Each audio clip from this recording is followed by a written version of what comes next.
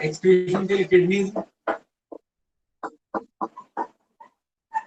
And kidney कैसी रहती है? इनकी किडनी रहती है दी मेटानेफ्रिक किडनी।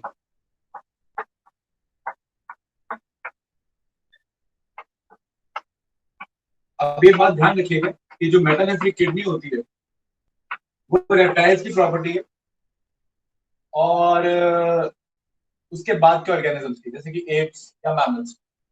इसके पहले आए तो एम्फीबियंस की मेसोनेफ्रिक है,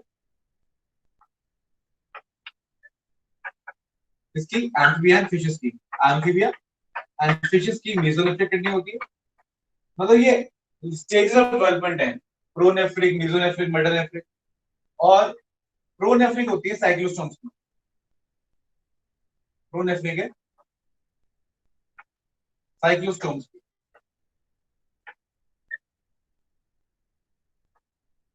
तो ये प्रॉपर्टी है इसकी, मैंने बता दिया आपको कि metanephric kidney is a property of reptiles. Reptiles metanephric kidney की वजह से शुरू हो जाती है, ठीक है।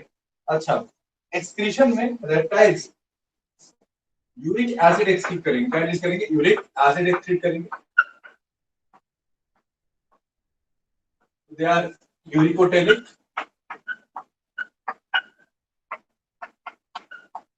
the uricotelic organisms releasing the uric acid।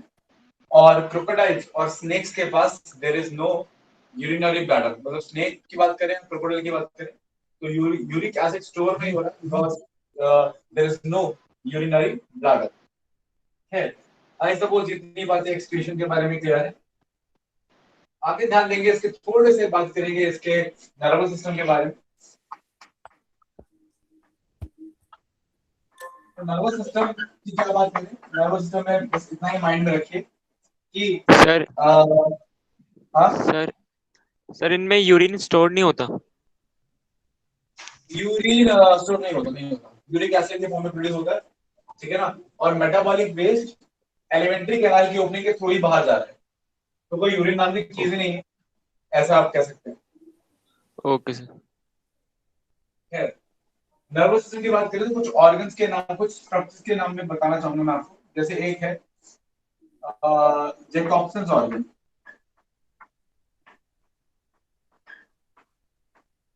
जैकॉब्सन्स organ ये प्रॉपर्टी स्नेक्स एंड लिजर्ड्स की है। क्या खास बात है इस ऑर्गन का? ये जो जैकॉब्सन्स ऑर्गन है, ये ऑर्गन उनके सेंस ऑफ आसपास के एनवायरनमेंट को सेंस करने की, देखिए ये आज केमिकल सेंसर है, कीमोसेंसिटिव।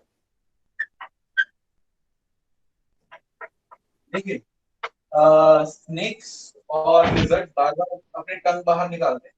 वो टंग बाहर निकाल उन्होंने टंग बाहर निकाली। बाहर निकालने का पर्पस क्या है?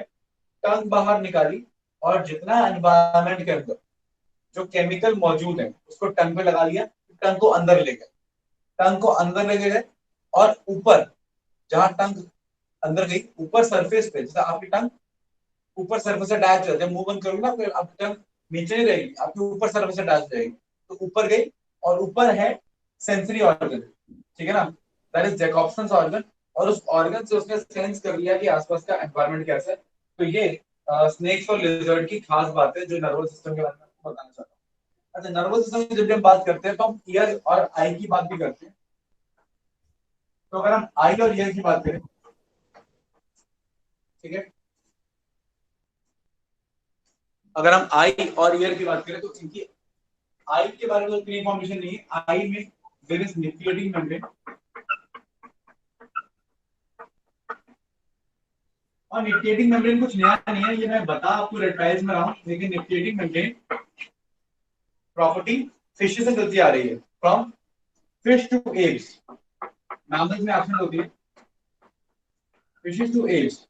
आपको सब में क्या मिलेगी? न्यूक्लियोटिक मेम्ब्रेन। मतलब आंखों के ऊपर एक और कवरिंग जो उसको क्या कर रही है? प्रोटेक्ट कर रही है। ट्रांसपेरेंट कवरिंग आंखों के ऊपर जिसको प्रोटेक्ट कर रही है, दैट इज द न्यूक्लियोटिक मेम्ब्रेन। ये भी रेप्टाइल्स में भी रहेगी और बाकी ऑर्गेनिजम्स में भी रहेगी। स्नेक्स की खास बात ये होती है कि उनके पास आईलिड्स होती हैं, लेकिन आईलेट्स इमूवेबल होती हैं, मतलब आपके सामने एक स्नेक रख दिया जाए, एक लिजर्ड रख दिया जाए, तो आप कैसे पहचानोगे कि ये स्नेक है, दूसरी लिजर्ड है? तो जिसके पास लिम्स होंगे, हाथ पैर होंगे, वो लिजर्ड होगी, जिसमें हाथ पैर नहीं होंगे वो स्नेक होगा। जिसपे स्केल्स होंगे वो स्नेक होगा, जिसपे स्केल्स नहीं होंगे, स्केल्स नजर नहीं आएंगे, वो लिजर्ड होगी। तीसरा, अगर किसी कोई लिजर्ड है, उसके पास स्केल्स भी हैं और वो लिम्बलेस भी है, फिर आप कैसे पहचानेंगे कि वो लिजर्ड है, स्नेक नहीं है? तो आईलिड्स, आईलिड्स जिसकी मूवेबल होगी वो लिजर्ड होगी, और जिसकी इमूवेबल होगी वो स्नेक होगा। स्नेक की एक और खास बात है बाकी रेप्टाइल से, मैंने ईयर सबका डिस्कस कर लिया था, तो आपको ये बता दें कि जो स्नेक का ईयर होता है वो सिर्फ इंटरनल ईयर होता है। मतलब स्नेक के पास सिर्फ इंटरनल ईयर है, उसके पास ना तो मिडल ईयर है ना ही आउटर ईयर है। मतलब स्नेक कोई भी एयर बॉर्न वाइब्रेशन नहीं सुन सकता। इसका मतलब स्नेक सिर्फ और सिर्फ अर्थ बॉर्न बॉर्न वाइब्रेशन सुन सकता है। मतलब अगर सांप सामने जमीन पे है तो आपकी पैरों की आहट तो उसको समझ में आएगी जब आप जमीन पे चल रहे हो, लेकिन अगर आप उसे विसल कर रहे हो या गाना गा रहे हो तो वो आपको आपकी आवाज नहीं सुनेगा। Clear point? तो ये थोड़े थोड़े एक्सेप्शंस याद रखिएगा। जितनी इंफॉर्मेशन मैंने दी है ये मोर देन एनफ है, इसके बारे में ध्यान रखना। तो that is all about the nervous system and sensory system, year and I. ठीक है ना? तो मैं आपको, अच्छा ईयर आपको बता देता हूँ, ये पहले भी बताया था मैंने एक्चुअली में कि ear tympanum represents ear. Tympanum amphibians की जैसे tympanum represents the ear. Clear point? जी जितने पॉइंट लिखे हैं इसमें किसी को डाउट? मैं इनको मिटाने जा रहा हूँ।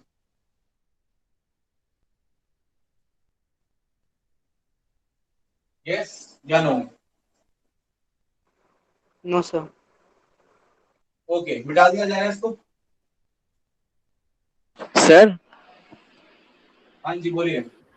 सर ये मेटानेफ्रिक और ये मीजोनेफ्रिक में क्या अंतर होता है? देखो जब किडनी डेवलप करती है ना तो इनिशियल जो ट्यूब्स बनती हैं वो, उनको हम प्रोनेफ्रिक ट्यूब्स बोलते हैं। अब या प्रोनेफ्रिक टिश्यू बोलते हैं। अगर उस प्रोनेफ्रिक टिश्यू से किडनी बन जाए तो हम बोलते हैं प्रोनेफ्रिक किडनी। अगर वो प्रोनेफ्रिक टिश्यू और थोड़ा डेवलप हो जाए, मेटा मीजोनेफ्रिक बोलते हैं फिर टिश्यू को, उससे किडनी बन जाए तो मीजोनेफ्रिक। और अगर मीजोनेफ्रिक भी डिग्रेड कर जाए और उसकी जगह एक और टिश्यू बन जाए मेटानेफ्रिक, उससे किडनी बने तो मेटानेफ्रिक किडनी। ये डेवलपमेंटल स्टेजेस हैं।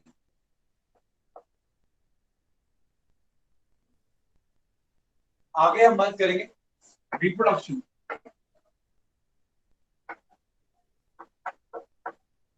अब रिप्रोडक्शन में ऑफ कोर्स ये बाकी वर्टिब्रेट्स के जैसे डायोशियस ही हैं। ठीक है ना? मोनोशियस तो वर्टिब्रेट्स कोई खास है नहीं, सभी डायोशियस ही हैं। इनके पास इनका फर्टिलाइजेशन, इनमें क्वाइटस होता है। क्वाइटस मीटिंग मीटिंग टाइप क्या है? क्वाइटस है। ठीक है, यानी फर्टिलाइजेशन कैसे? इंटरनल है। फर्टिलाइजेशन इनमें क्या क्या रहेगा? क्रॉस, इंटरनल क्रॉस रहेगा एंड इंटरनल रहेगा, इंटरनल फर्टिलाइजेशन।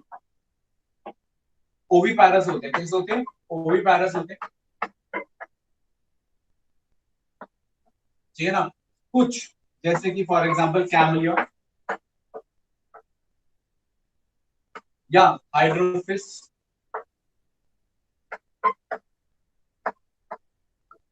ये हाइड्रोफिस स्नेक या कैमलियन लिजर्ड, ये विविपैरस। बाकी मोस्टली ये लोग कैसे रहते हैं? They are oviparous. और एग कैसे होते हैं? एग क्लेडॉइड होते हैं। क्लेडॉइड एंड मेगालेथिकल एग्स।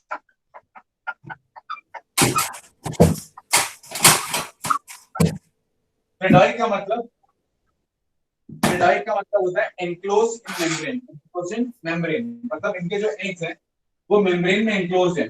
जैसे एम्फीबियन के क्लेडॉइड नहीं है, मेम्ब्रेन मेम्ब्रेन में एनक्लोज नहीं थे, इनके एनक्लोज इन मेम्ब्रेन है।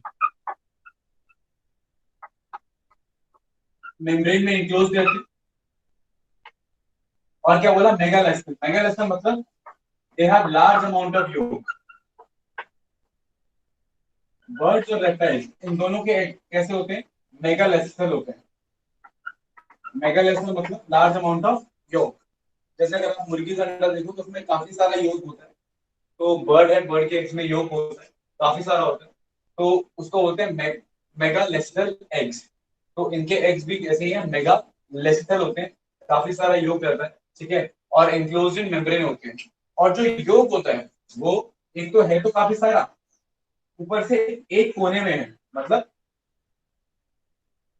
एक एंड पे है, एक एंड पे है योग, और काफी सारा है, इसलिए हम मेगा लेसिथल के साथ साथ एक एंड के लिए वर्ड यूज करते हैं टीलो। जैसे सेल डिवीजन में फेस होता है टीलो फेस, इसमें क्रोमोसोम एंड पे मूव करने लगते हैं, या क्रोमोसोम के एंड को हम बोलते हैं टीलोमियर, है ना। तो टीलो मतलब एंड, तो टीलो लेसिथल एक्स मतलब जो योग है वो एक कोने में लगा हुआ है, बीच में नहीं है। यही योग अगर बीचों बीच हो तो हम बोलते हैं सेंट्रोलेसिथल एक्स। क्या है ये क्लास 12 में आप डिटेल में पढ़ेंगे। तो ये मैंने आपको बता दिया रिप्रोडक्शन के बारे में कि क्रॉस फर्टिलाइजेशन है, ठीक है ना, और मेटिंग होती है, और the external genitalia of reptiles is generally known as hemipenis. Hemipenis इसलिए बोलते हैं क्योंकि स्ट्रक्चर है, पेयर्ड स्ट्रक्चर है, एक टाइम पे एक ही यूज होता है, लेकिन जब एक यूज में नहीं आ रहा तो फिर दूसरा काम करता है हमारी पर्सन में, तो इसलिए हेमाइपाइनस बोलेंगे क्योंकि पेयर्ड स्ट्रक्चर और एक टाइम पे एक काम कर रहा है, तो हाफ इज फंक्शनल, ठीक है ना। तो इसे हेमाइपेनिस बोलते हैं, और that is all about the reproduction in the reptiles. कोई डाउट?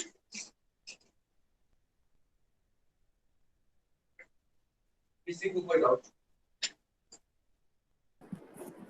सर जो आपने ये जो टीलोलेसिथल एग के बारे में बताया, एक बार ये समझ में नहीं आया, आप दोबारा रिपीट कर दीजिए।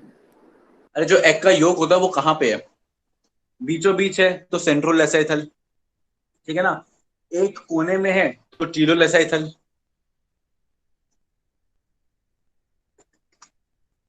और सर ये लेसाइथल का मतलब क्या है? Lecithal is for lecithin, a chief component of yolk. Lecithin is a phospholipid, also known as phosphatidylcholine. It is a chief component of yolk. Sir ये सारी बातें मिटा दी ब्लैक बोर्ड से। सर हाँ जी। सर कोइटस क्या होता है ये? Coitus is a sexual act where the male external genitalia is inserted inside the female copulation canal for transfer of sperms. Sir ये हेमीपेनिस क्या है फिर ये? अरे भाई दो स्ट्रक्चर है एक्सटर्नल जेनेटेरिया। जब एक बार बोल रहा होता हूँ तो ध्यान से सुना करो ना क्या बोल रहा हूँ। मैंने 2 बार बोली है बात कि हेमाइपाइनस इसलिए बोल रहे हैं क्योंकि पेयर्ड स्ट्रक्चर है। अब पेयर्ड में है पेयर्ड और एक टाइम पे एक यूज हो रहा है, तो फिर एक तरीके से आधा यूज हुआ ना, तो इसलिए हेमाइपाइनस टर्म दिया जाता है। Okay sir. सर हाँ जी। सर कॉपुलेशन और कोइटस एक ही बात है कि अलग है? सेम बोल सकते हैं। Okay sir.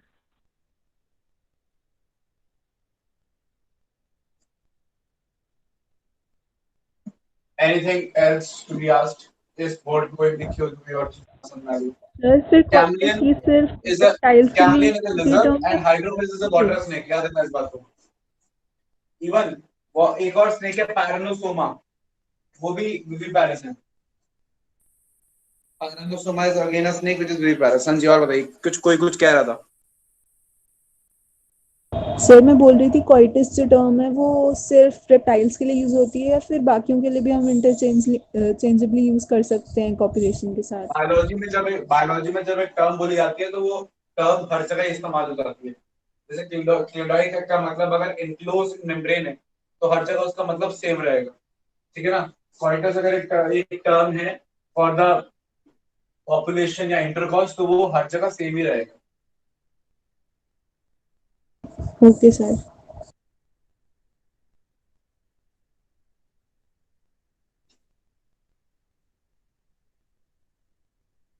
हाँ जी। कोई और डाउट किसी को?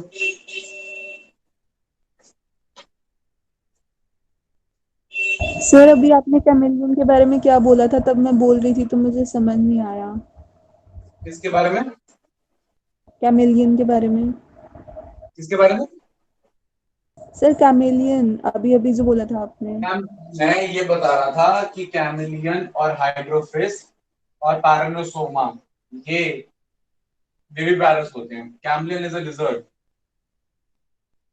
Okay sir.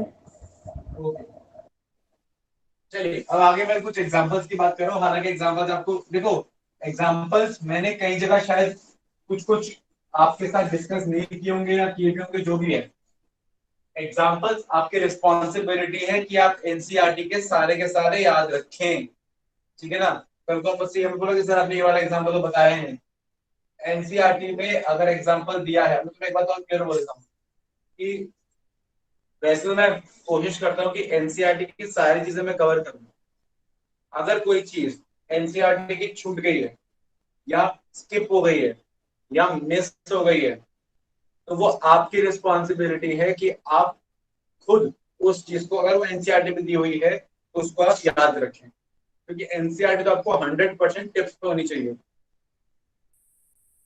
तो किसी भी फाइलम में, किसी भी क्लास में एनसीईआरटी का कोई भी एग्जाम्पल, चाहे वो जनरल एग्जाम्पल है, चाहे वो नेम है उसका साइंटिफिक नेम है, आपको अच्छे से याद होना चाहिए। तो मैं जितने एग्जाम्पल्स इंपॉर्टेंट है अभी रेप्टाइल्स के लिए बता रहा हूँ, लेकिन आप ध्यान रखिएगा हर एक फाइलम के लिए कोई मिस भी हो जाएगा तो आपको याद रखना है, ठीक है। तो अब रेप्टाइल्स में सब तरीके के ऑर्गेनिजम्स आएंगे, ठीक है ना। हम लिजर्ड से शुरू करते हैं। तो अगर लिजर्ड्स की बात करें तो इसमें गेको आएगी। गेको द बॉल लिजर्ड, ठीक है ना, जिसको आप हेमीडेक्टाइलस भी बोलते हैं। जमीन में पाए जाने वाली आम छिपकली हेमीडेक्टाइलस और यहाँ गेको, ये सब एक ही बात है। अच्छा, लिजर्ड की प्रॉपर्टी आपको पता है, अपने टेल रिमूव कर लेती है, तो ऑटोटॉमी ऑफ द टेल, ठीक है ना, ये प्रॉपर्टी है। अच्छा, लिजर्ड्स में और भी है, लिजर्ड्स में कैमलियन भी है, ठीक है ना। Camlin is the tree lizard, ठीक है ना। और ये हाउस लिजर्ड और गार्डन लिजर्ड भी होती है, दैट इज कैलॉट्स, जिसको आप गिरगिट बुलाते हैं, that is Calotes, that is the garden lizard. Clear point. अच्छा, कैमलिन के बारे में याद रखिएगा। Chameleon again has pigmented glandular components in the skin, जिसकी वजह से ये अपना स्किन कलर चेंज कर सकता है अकॉर्डिंग टू द एनवायरनमेंट, जो उसको हेल्प करता है बाकी ऑर्गेनिज्म से छिपने के लिए। Hence it has a method for hiding, and hiding के लिए अगर हम आसपास के एनवायरनमेंट के जैसा बनते हैं तो उस प्रॉपर्टी को हम बोलते हैं कैमोफ्लेज, ठीक है ना। जैसे सोल्जर्स वगैरह करते हैं, इस तरह की ड्रेस पहनते हैं कि वो ना नजर आए, या अगर वो बर्फ के पास है तो व्हाइट कलर के कपड़े पहनते हैं कि ना नजर आए, दैट इज कैमोफ्लेज, उसको कैमोफ्लेज बोलते हैं, ठीक है। तो camouflage is the property of a chameleon of hiding itself by changing colour according to the environment, ठीक है। कैलोट्स ये गार्डन लिजर्ड है, ये एनसीईआरटी के एग्जांपल्स आप याद रखेंगे। इसके अलावा स्नेक्स, स्नेक्स में आपको और बता रहा हूँ मैं, दो दो तरीके के लिख रहा हूँ, poisonous and non poisonous. Poisonous में हाइड्रोफिस, पानी का सांप जो बहुत कॉमन है, वाइपर, हाँ Vipera, cobra. Bungarus, Bungarus also known as crate, and cobra also known as naja naja, and Ophistophagus the king cobra,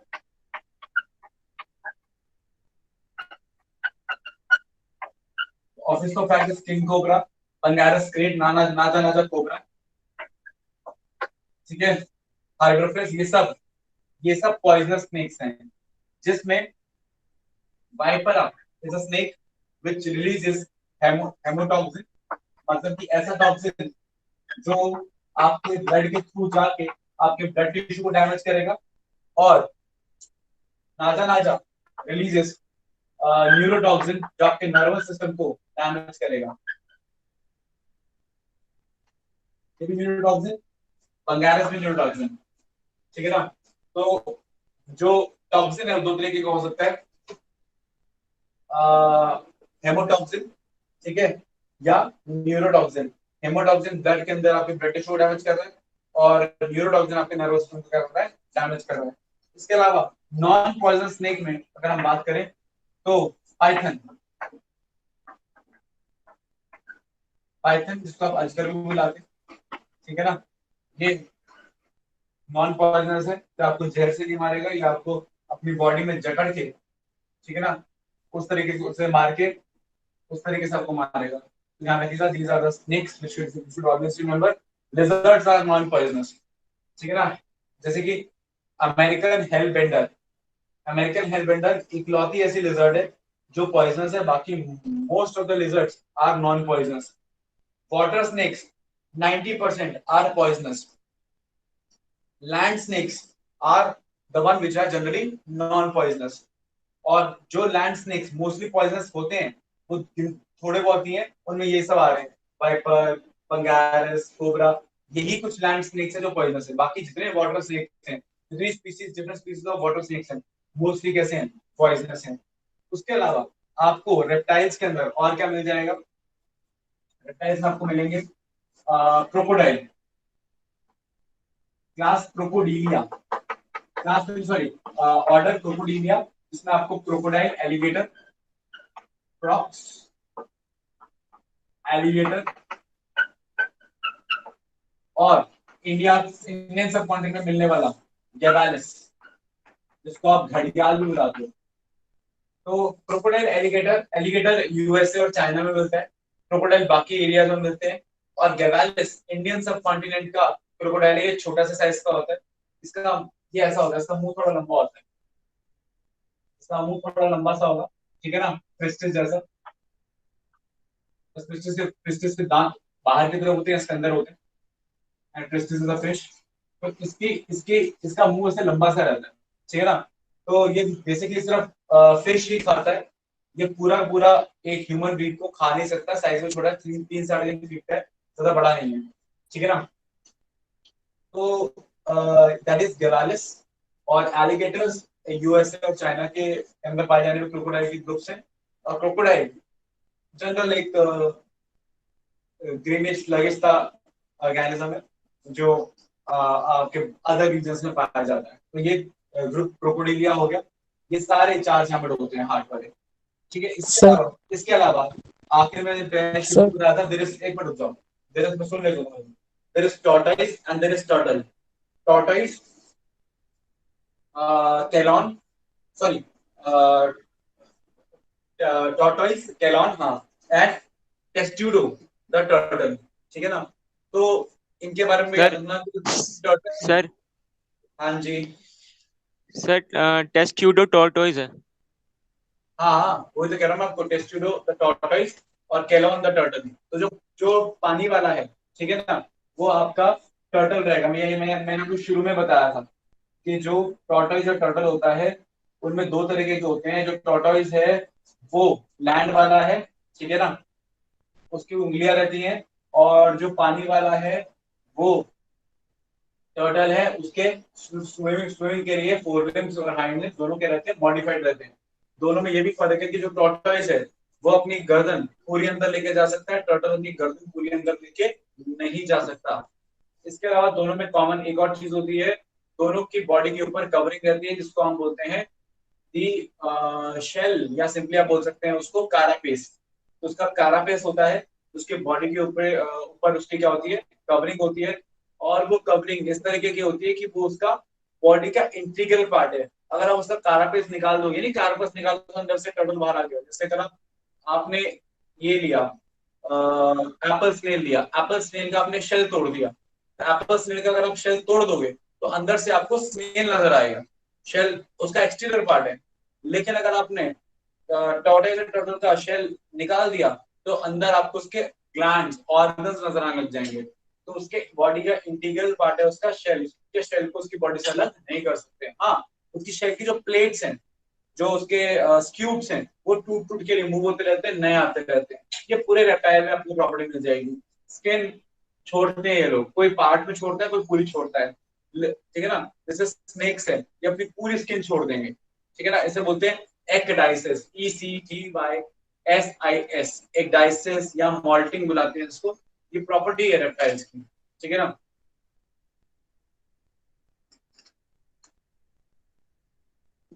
तो टॉर्टोइज किसी में आएंगे। अच्छा एक बार रुक जाओ, एक्सटिंक्ट हो जाने वाले डायनासोर्स वो भी रेप्टाइल्स ही थे, ठीक है ना। तो रेप्टाइल्स में और जो मोस्ट इंटरेस्टिंग है कॉमन है the dinosaurs, they were also the reptiles, and that's all about the reptiles. इसको डाउट पूछो, अब पूछो, बीच में बोलते रहो, दौड़ दौड़ दौड़। हाँ सर यस सर। सर जो क्रोकोडिलिया है वो क्लास है? क्या क्या है? सर क्रोकोडिलिया जो है वो एक क्लास है? क्रोकोडिलिया सब ऑर्डर है, ऑर्डर? सब सब सब ऑर्डर, ऑर्डर तो बड़ा है, इसको हटा सर ऑर्डर में जाने की जरूरत नहीं है। सर कैमेलियन और कैलॉट्स में डिफरेंस क्या है? कैमलियन और कैलॉट्स में डिफरेंस क्या है? जो कैमलियन होता है पूरी बॉडी का कलर चेंज करता है, जो कैलॉट्स होती है सिर्फ उसकी गर्दन लाल हो जाती है या ऑरेंज हो जाती है गुस्से में, और लंबी टेल होती है और स्पाइक्स होती है स्किन के ऊपर कैलॉट्स के।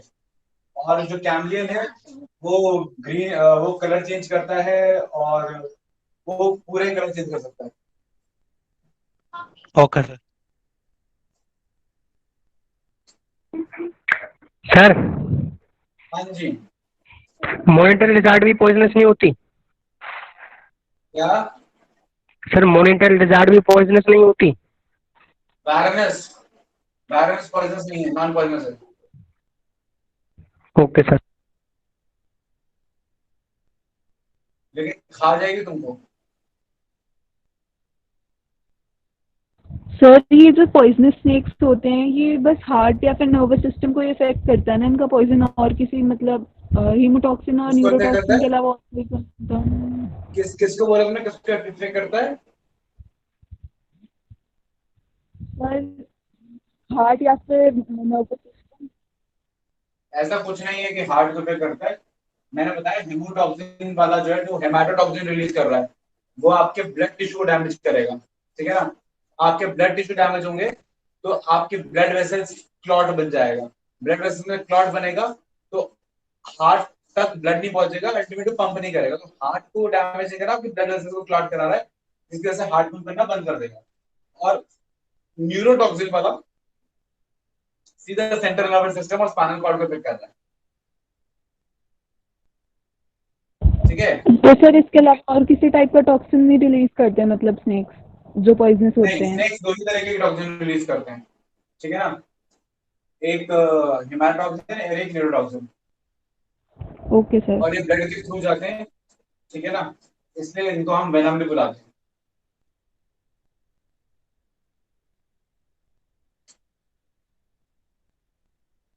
So actually there are two types of venoms, one hematoxin, one is neurotoxin.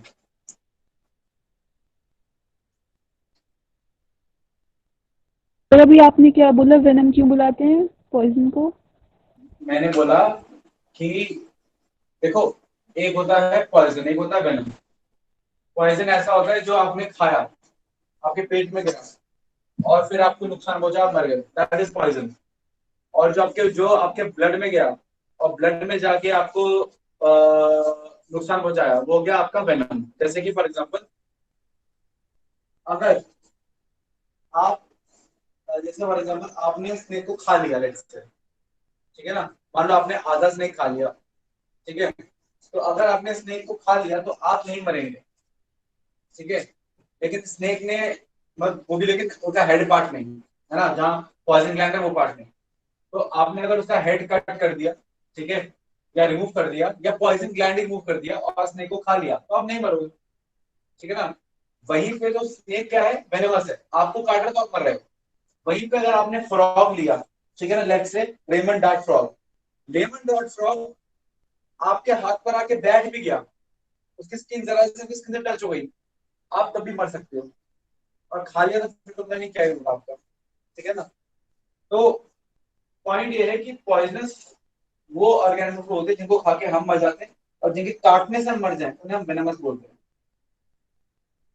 Got it? Okay sir. Sir ji sir जो गेको लिजार्ड है वो हाउस लिजार्ड होती है। कौन सी? सर जो गेको है गेको? फर्स्ट वाली। Yes sir. हाँ, गेको और हेमिडेटाइलस एक ही बात है, दैट द हाउस लिजर्ड टू बोलते हैं कॉमन नेम। Okay sir.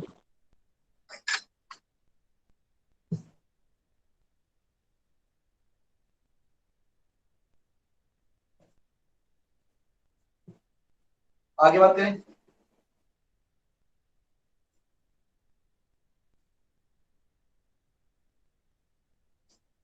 किसी को कोई डाउट?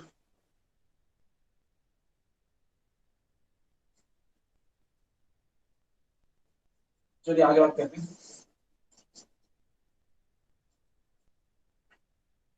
आगे हमारे पास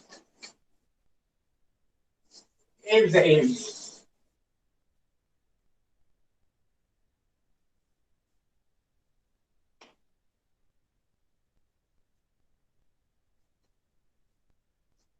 सर वैसे जो पॉइजन होता है वो हमारे स्टमक में जाके अफेक्ट करना शुरू कर देता है?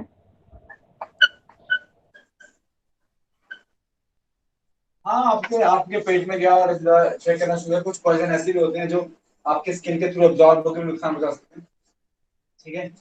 लेकिन जनरली पॉइजन हम उसको बोलते हैं जब आपके आपने खाया तो पेट में जाकर नुकसान पहुंचा, ठीक है। Okay sir. ओके, तो एप्स यानी बर्ड्स क्लास एप्स, ठीक है ना। खास प्रॉपर्टी क्या है, ध्यान सुनिए कि इनके पास फेदर्स होते हैं, है ना। फेदर है तो बर्ड है, वरना बर्ड नहीं है। सिंपल सा फंडा याद रखना इस पर। तो feather is the key feature, ठीक है ना। अब फेदर हो सकता है कि फेदर से बने हो विंग्स, और wings is nothing but modified modified four limb, मतलब इनके जो हाथ है वो मॉडिफाई हो गए हैं विंग्स में। अब ऐसा भी हो सकता है कि फेदर है but there is no wings, feather है मतलब और विंग नहीं है। एग्जांपल एपेट्रिक्स। एपेट्रिक्स कौन है? कीवी। कीवी पता ना आपको, खाने वाला नहीं, Yes. जो बीच में से ऑरेंज निकलता है। Yes, sir. हाँ, बर्ड कीवी की बात हो रही है, ठीक है। तो कीवी एक बर्ड है जिसे हम एपेट्रिक्स बोलते हैं, बिकॉज उसमें फेदर तो है, ऑफ कोर्स बर्ड का फेदर है, तो ये बर्ड क्या क्या रहा है, विंग्स नहीं है। अच्छा, विंग्स का फंक्शन है फ्लाइट, लेकिन ऐसे बर्ड्स भी हो सकते हैं कि विंग तो है but there is no flight,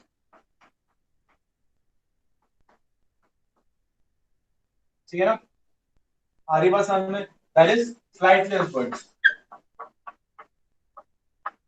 ostrich.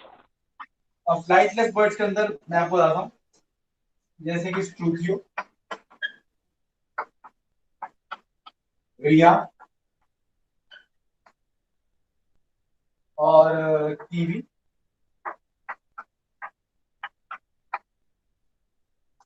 खैर कीवी में तो फ्लाइट होगी नहीं क्योंकि वो तो वैसे भी बिना फिल्टर के, कीवी तो ऐड होता है इसमें नो फ्लाइटलेस में, लेकिन वो तो मैंने यहाँ लिख दिया तो कीवी को अभी हटा दो। अच्छा, कैसोवरीज ईमू,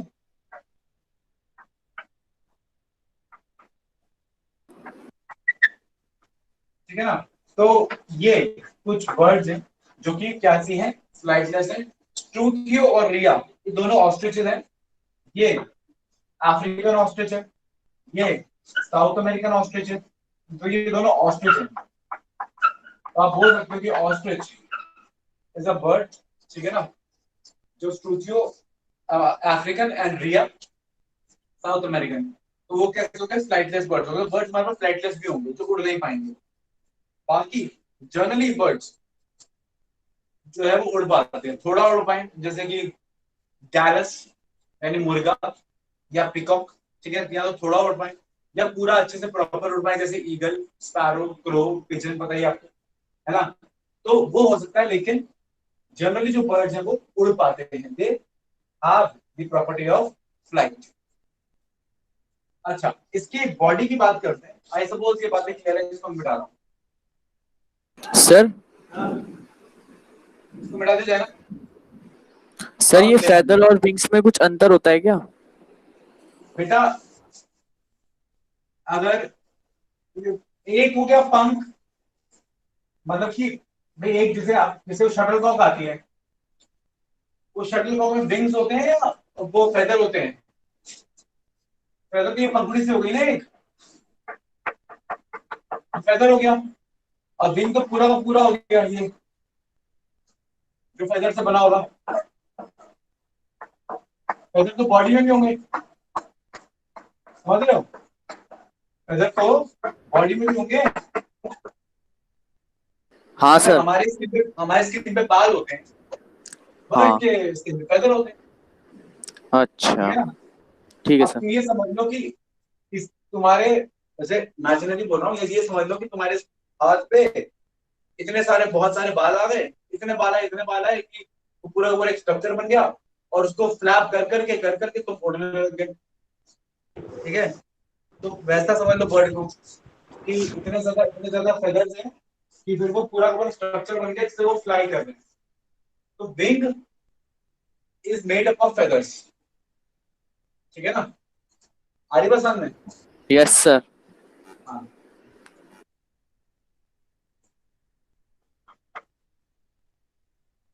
ओके। आगे बात करते हैं, स्किन की बात करते हैं। जो बर्ड की स्किन होती है वो rough, dry, A glandular and covered with feathers होती है। अभी बताया मैंने, कवर्ड विद फेदर रहेगी। तो rough, dry, A glandular and covered with feathers. अच्छा, ए ग्लैंडुलर है लेकिन एक ही ग्लैंड है। This is a gland present at tail region. Tail region पे एक ग्लैंड रहता है, ऑयल ग्लैंड। टेल रीजन को मैं सर्कल कर रहा हूं, क्यों? क्योंकि इसकी कोई प्रॉपर टेल नहीं होती। टेल का मतलब पता है क्या है? यहाँ पे जो पोस्टीरियर एंड का रीजन, देखो पूंछ होती है रेप्टाइल्स की, पूंछ होती है इनको निशान होती है। Uropygial gland. एव तू आके पढ़ा ले यहाँ पे। ये किसको आते बीच बीच में 24 घंटे बोलते रहने की? एक काम करते हैं, अगली क्लास में तुम कैमरा लगा के ले लो।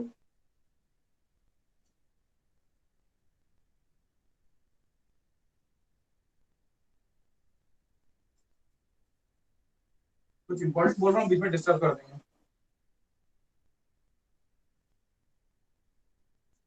जो बोलो ध्यान सुनो, उसके बाद बात करेंगे। तो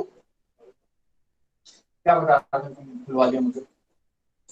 हाँ, तो बॉडी कवर्ड है फेदर से। तो यहाँ पे जो टेल की बात हो रही है, ठीक है, ये इसे गलत मत समझना कि जो टेल है वो टेल प्रॉपर नहीं है, या टेल होती नहीं है। There is no tail, is not the property of birds. Tail is property of some mammals, reptiles या सैलामेंडर, एम्फिबियन टाइप के। बर्ड्स की टेल नहीं होती। यहाँ टेल रीजन का मतलब है the end of the region. अब क्या होता है कि टेल के लिए वर्ड आता है यूरो। ठीक है ना? यूरो हो गया, ठीक। ठीक है, अब टेल के लिए वर्ड हो गया यूरो, बस पोस्टीरियर है। और क्या होता है कि जो इसके आखिरी की जो बोन्स है, जो वर्टिब्रे की जो आखिरी बोन्स है ना, कोकाइल वर्टिब्रे, वो फ्यूज्ड है। वो फ्यूज होके एक स्ट्रक्चर बना रखा है, उसको बोलते हैं पाइगोस्टाइल। क्या बोलते हैं? पाइगोस्टाइल।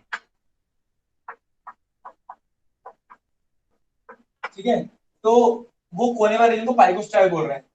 तो उस पाइगोस्टाइल एंड है, उस पाइगोस्टाइल का जो पार्ट है वहां पर ग्लैंड प्रेजेंट है, इसलिए नाम बोल रहे हैं पाइगोस्टाइल से आ गया पाइजियम। तो नाम आ गया यूरोपाइजियल ग्लैंड।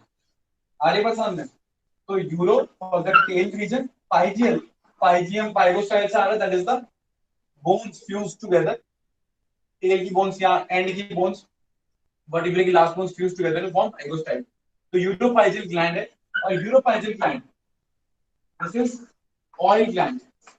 इसको स्प्लीन ग्लैंड बोलते हैं। क्या बोलते हैं? स्प्लीन ग्लैंड, या इसे ऑयल ग्लैंड भी बोलते हैं। और ये एब्सेंट रहता है फ्लाइटलेस बर्ड्स में। फ्लाइट के बर्ड्स में प्रेजेंट है, फ्लाइटलेस में एब्सेंट है। तो ये इंपॉर्टेंट है, यूरोफाइजियल ग्लैंड, ठीक है ना। इट्स ऑयल ग्लैंड, और ऑयल का काम क्या है? फेदर्स को लुब्रिकेट करना। फेदर्स क्यों लुब्रिकेट करने? क्योंकि आपको एयर रेजिस्टेंस कम करना है। देखिए, बर्ड की बड़ी अच्छी इंपॉर्टेंट प्रॉपर्टी है कि जो बर्ड की बॉडी होती है वो फिश की जैसी स्ट्रीमलाइन होती है। कैसी होती है? स्ट्रीमलाइन, एकदम एरोप्लेन जैसी बॉडी होती है। अब स्ट्रीमलाइन बॉडी क्यों है? एयर रेजिस्टेंस को कम करने के लिए। मुंह के आगे बीक है, क्यों है? एयर रेजिस्टेंस को कम करने के लिए। आईज बहुत शार्प है, क्यों है? क्योंकि ऊपर से नीचे बहुत क्लियरली देख सके, ठीक है ना। फिर जो वेट है बॉडी का वो इस तरीके से अरेंज है कि सेंटर पे इस तरीके से अरेंज है कि अपने आप को इजिली लिफ्ट कर सके। यूरिनरी ब्लैडर नहीं है, ताकि यूरिन स्टोर ना हो, वेट हल्का रहे, ठीक है ना, और जिसकी वजह से इजिली उड़ सके। आ रही बात समझ में? तो ऐसी बहुत सारी अडेप्टेशंस हैं जो बर्ड्स के पास हैं, जैसे कि रिच आरबीसी। आरबीसी जितने ज्यादा होंगे ब्लड उतना ज्यादा, सबसे ज्यादा आरबीसी में रिच कौन है? बर्ड्स हैं। क्यों? जितने आरबीसी उतनी ज्यादा ऑक्सीजन कैरिंग कैपेसिटी, जितनी ज्यादा ऑक्सीजन कैरिंग उतना ज्यादा एनर्जी, और जितनी ज्यादा एनर्जी, वो एनर्जी रिक्वायरमेंट उनको रहती है। क्यों? बॉडी टेम्परेचर भी रेगुलेट करना है, उड़ना भी है, ठीक है। तो बर्ड्स की ऐसी बहुत सारी चीजें जो उनको क्या करती हैं? फ्लाइट अडेप्टिंग ऑर्गेनिज्म बनाती हैं, ठीक है ना।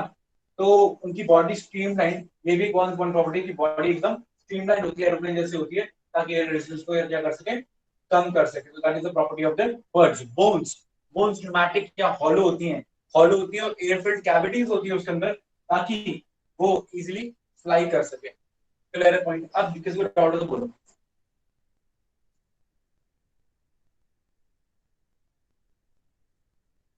Any doubt?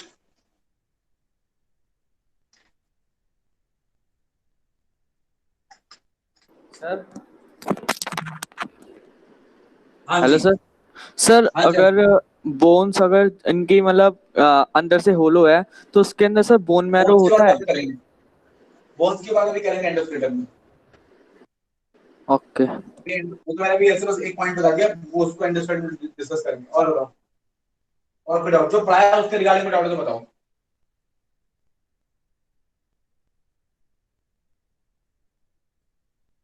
चलिए आगे बात करते हैं।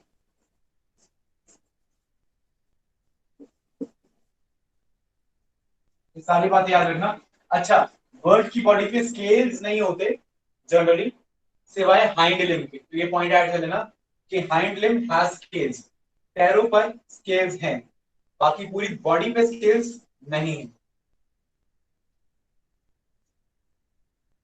ओके, आगे समझिएगा, मैं बता रहा हूं कुछ points. Digestive system,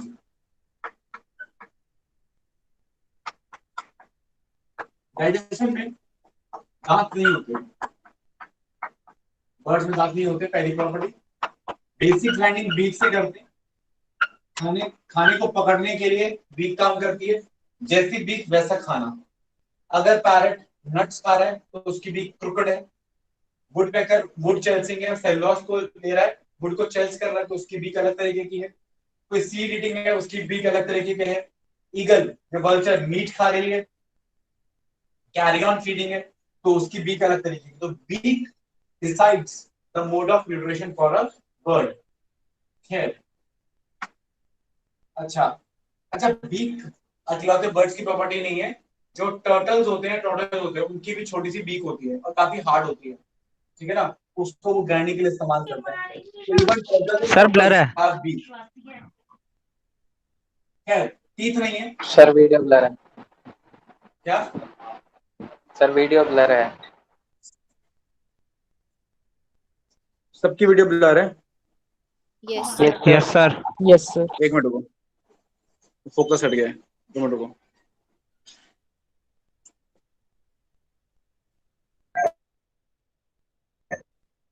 yes sir.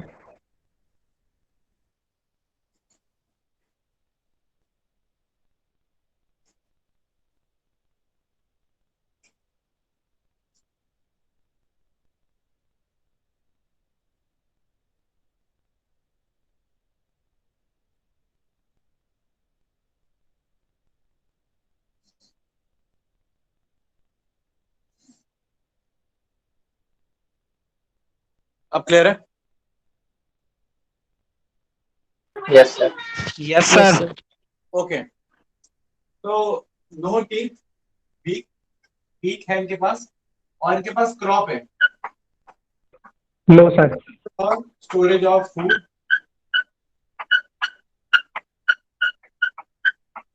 ठीक है, और गिजार्ड है जैसे कॉकरोच के पास था for grinding of food,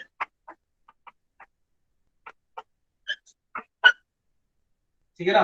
pigeon अपने क्रॉप से एक न्यूट्रिटिव फ्लूइड प्रोड्यूस करता है, उसको बोलते हैं क्रॉप मिल्क। जो पिजन है वो अपने क्रॉप से एक न्यूट्रिटिव फ्लूइड प्रोड्यूस करता है, उसको मुंह में लेके आता है और फिर मुंह में लाकर उसको अपने बच्चों को उससे फीड करता है। तो उस न्यूट्रिटिव फ्लूइड को मिल्क बोलते हैं, और वो क्योंकि क्रॉप से आया तो क्रॉप मिल्क बोलते हैं। हालांकि बर्ड्स में क्रॉप और gizzard for storage and grinding of food present होते हैं, ठीक है ना। फिर इनके पास क्लोका रहते हैं, and cloaca is a common urogenital reptiles की जैसे urogenital and anal opening. Same amphibians के लिए, एम्फीबियन से ये चीज कॉमन चली आ रही है कि cloaca is a urogenital and a common anal opening. So that is all about the digestive या alimentary canal of the birds. Clear है पॉइंट? आगे बात समझ में? कोई डाउट? आगे बात करें। अगला बात करेंगे हम रेस्पिरेशन के बारे में।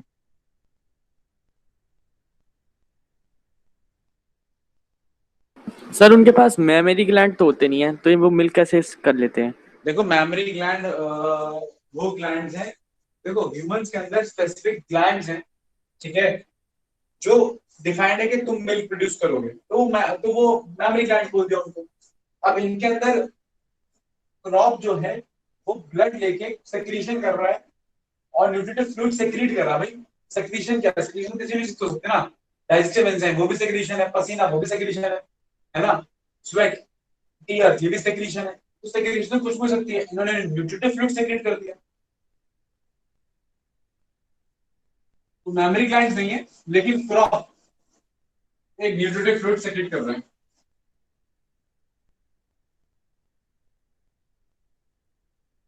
आगे रेस्पिरेशन की बात करते हैं। रेस्पिरेशन इनमें सबसे ज्यादा इंटरेस्टिंग है, मैं बताता हूं क्यों।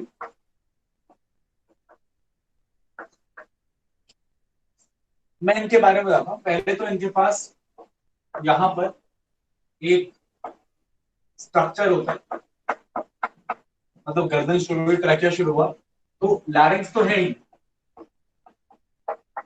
लैरिंक्स तो रहता ही है। लैरिंक्स के अलावा एक और स्ट्रक्चर है साइरिंक्स, और इस साइरिंक्स की वजह से अलग अलग ये साउंड्स प्रोड्यूस करते हैं, ब्यूटीफुल साउंड्स, अलग अलग साउंड्स प्रोड्यूस करते हैं birds because of presence of syrinx. और सुनिएगा, फिर जैसे ही ट्रैकिया नीचे चला, नॉर्मली जैसे आपकी बॉडी में होता है आगे लंग्स हो जाती हैं, तो इनके पास भी लंग्स होती है, नो डाउट लंग्स हैं। अब इनकी लंग्स के बारे में खास बात क्या है कि लंग्स में एयर पॉकेट्स हैं, मतलब कि आप कह सकते हैं एयर सैक्स हैं, ठीक है ना, एयर सैक्स है। और ये एयर सैक्स सिर्फ यही नहीं है, ये छोटी छोटी एयर पॉकेट्स इनके एंडोस्केलेटन में भी हैं, मतलब इनकी हड्डियों में भी। इनकी बोन की बात भी की जाए, मान लीजिए इनकी बोन है ये, तो एक तो इनकी बोन अंदर से हॉलो रहती है, रहती है हॉलो, है ना, कि एयर फिल गई, एयर आ गई, तो हॉलो बोन रहेगी। ऊपर से एयर फिल्ड कैविटीज भी रहती है बोन में। तो इनकी बोन की दो प्रॉपर्टी है, एक एयर फिल्ड कैविटीज, इसको बोलते हैं हम न्यूमैटिक बोन्स। न्यूमैटिक मतलब एयर कैविटीज, एयर पॉकेट्स हैं इसमें बोन्स के अंदर, जिसकी वजह से हवा रहेगी भरी, जिससे वो बॉयंसी प्रोवाइड करेगी फ्लाइट में। ये हड्डियों की बात हो रही है, और हड्डियां अंदर से कैसी हैं? हॉलो है। तो एक तो हड्डी हॉलो है, हॉलो अलग कॉन्सेप्ट हो गया, और न्यूमैटिक अलग कॉन्सेप्ट हो गया। तो न्यूमैटिक एंड हॉलो बोन्स ऐसे बोला जाता है बर्ड्स के बारे में। और सुनिए, और खास बात क्या बताई कि एयर सैक्स है इसके पास, लंग्स के पास। अब ये वाली समझने वाली चीज है, आप जरा ध्यान से समझेगा मेरी बात। एयर सैक्स ए वैस्कुलर है। कैसे? ए वैस्कुलर, लिख लीजिएगा, दे आर ए वैस्कुलर। अब ए वैस्कुलर मतलब ब्लड सप्लाई नहीं है, ब्लड सप्लाई नहीं है, ब्लड सप्लाई सिर्फ एल्वोलाइन में, मतलब एयर का एक्सचेंज सिर्फ कहां पे होगा? एल्वोलाइन में होगा। तो एयर सैक्स क्या कर रहे हैं? एयर सैक्स रेस्पिरेशन में हेल्प कर रहे हैं, लेकिन सिर्फ एयर को स्टोर करके। मैं समझाता हूं, मेरी बात ध्यान सुनेगा। Birds have the most efficient way of respiration than any other vertebrate। किसी भी वर्टिब्रेट के मुकाबले में रेस्पिरेशन के मामले में एयर बर्ड्स नंबर 1 है। अब क्यों इनको नंबर 1 बनना पड़ा? वो इसलिए क्योंकि इनको एनर्जी की रिक्वायरमेंट सबसे ज्यादा होती है, ठीक है। इसलिए इनके पास नंबर ऑफ आरबीसी भी ज्यादा है, ताकि ज्यादा ऑक्सीजन आ रही है तो ज्यादा ट्रांसपोर्ट भी कर सके। ऑक्सीजन ज्यादा आई, आप ट्रांसपोर्ट ही नहीं कर पाए तो फिर फायदा क्या उस ऑक्सीजन का? इसलिए आरबीसी भी ज्यादा होती है, ठीक है। अब ऐसा क्या है कि ये एफिशिएंट रेस्पिरेशन है? क्या सिर्फ एक्स्ट्रा एयर स्टोर करने से एफिशिएंट होगी रेस्पिरेशन? नहीं।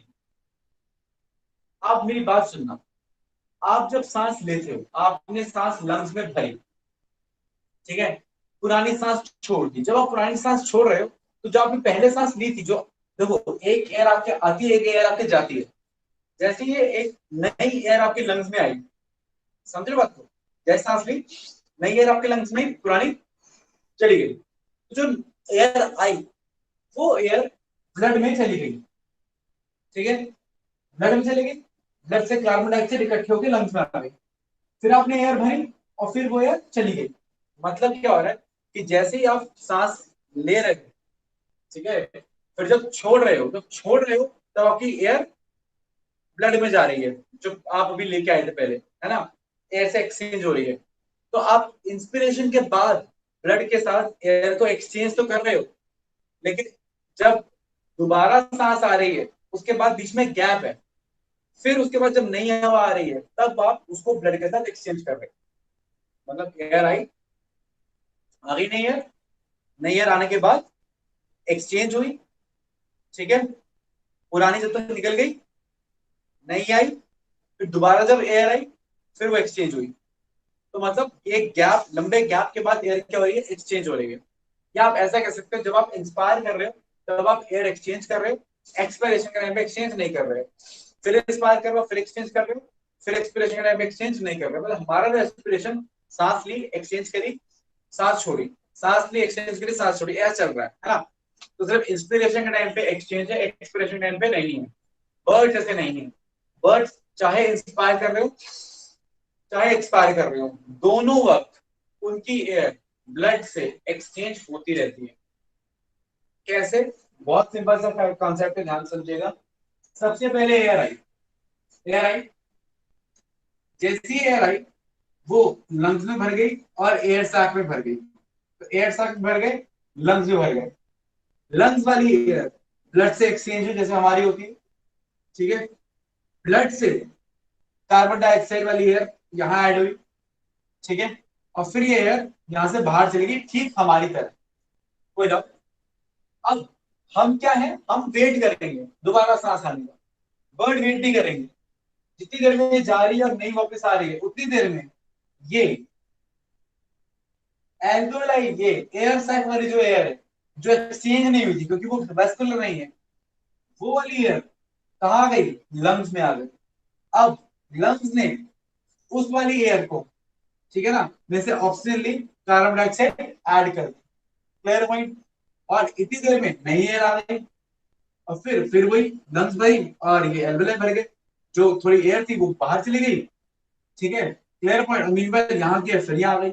मतलब जब एक बर्ड सांस छोड़ रहा है उस टाइम पे उसकी एयर सैक वाली एयर लंग्स में आके एक्सचेंज कर रही है। मतलब इंस्पायरेशन में भी एक्सचेंज, एक्सपायरेशन में भी एक्सचेंज। मतलब exchange is continuous with the we can say with the blood. तो ब्लड के साथ exchange of the air continuous रहता है। इसलिए मैं कहता हूँ because of the presence of air sacs which are avascular, birds have the most efficient way of respiration among the entire vertebrates. ये कॉन्सेप्ट क्लियर?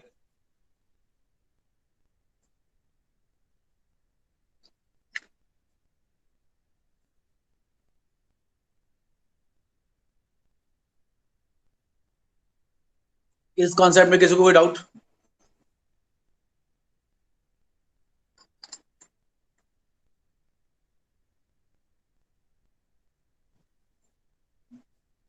आगे बात करें। Yes, sir. That's all about the respiration of the birds. याद रखिएगा इस बात को कि एयर सैक सिर्फ स्टोरेज स्ट्रक्चर है, एवास्कुलर।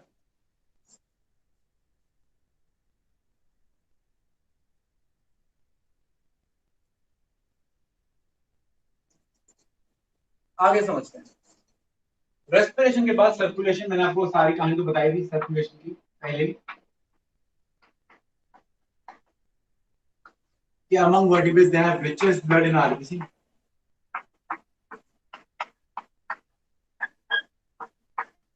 आरबीसी वैसे होते हैं रेप्टाइल जैसे ही, बताया था आपको, बाइकंडेक्स, न्यूक्लिएटेड, ठीक है ना, वो सब प्रॉपर्टीज आ रहे हैं। और फोर चैम्बर्ड हार्ट, और फोर चैम्बर्ड हार्ट की वजह से they are endotherms, endotherms, homeotherms,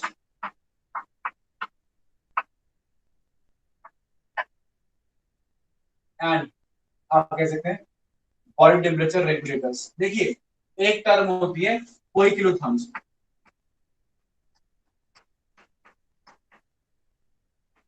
हेट्रोथर्म, या सिंपली बोल देते हैं कोल्ड ब्लड।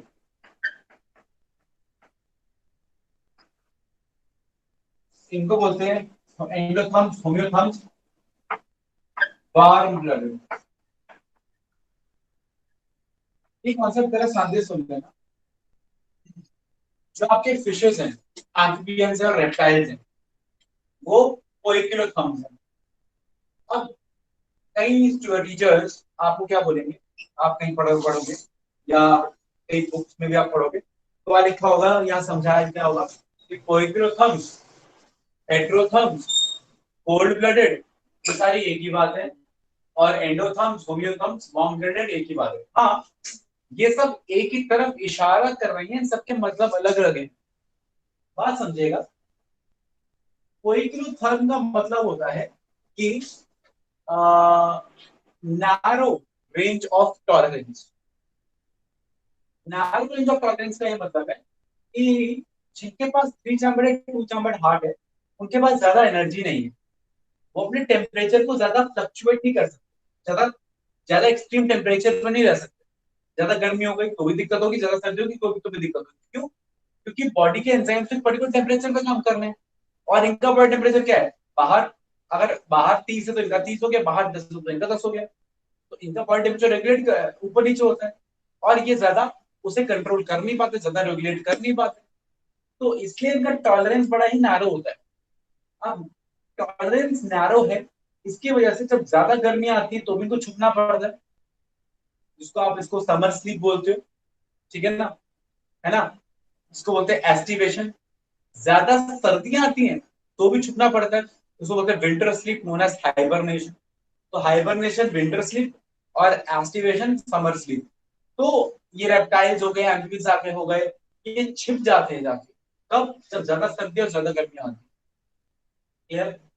आ रही बात समझ में? तो इनका बड़ा ही नैरो रेंज ऑफ टॉलरेंस होता है, उसको हम बोलते हैं कोइक्लोथर्मी। हेट्रोथर्मी क्या इंप्लाई कर रहा है? सिमिलर सी चीज है, अलग टर्म। हेट्रो बदल गया, थर्म टेम्परेचर, इनका टेम्परेचर बदलता रहता है बाहर और अंदर के हिसाब से, और बाहर पे डिपेंडेंट है तो हम बोल सकते हैं एक्टोथर्मस। तो एक्टोथर्मस बाहर पे डिपेंडेंट, हेट्रोथर्मस बदल रहा है, और क्योंकि बदल रहा है बाहर पे डिपेंडेंट है, इसलिए नैरो रेंज ऑफ टॉलरेंस है, वो हो गया कोइक्लोथर्मी। और कोल्ड ब्लडेड, ऐसा कहते हैं कि इनका बॉडी टेम्परेचर बाकी ऑर्गेनिज्म थोड़ा एंड बॉडी टेम्परेचर थोड़ा सा लो होता है, ब्लड थोड़ा, खून थोड़ा ठंडा होता है, ऐसा बोलते हैं। तो कोल्ड ब्लडेड वो टर्म दी गई है। आ रही बात समझ में? तो ये तीनों टर्म्स इंप्लाई एक ही चीज कर रही हैं, नॉन टेम्परेचर रेगुलेटर्स, लेकिन तीनों के मतलब अपने आप में अलग अलग हैं, ये ध्यान रखिएगा। सेम, ये तीनों चीजें इम्प्लाई एक ही चीज कर रही हैं कि ये लोग अपना बॉडी टेम्परेचर रेगुलेट कर पा रहे हैं, लेकिन इन तीनों के मतलब अलग अलग है। एंडोथर्म मतलब कि बॉडी टेम्परेचर अंदर से रेगुलेट होता है, अंदर पे डिपेंडेंट है, बाहर भी कोई डिपेंडेंस नहीं है।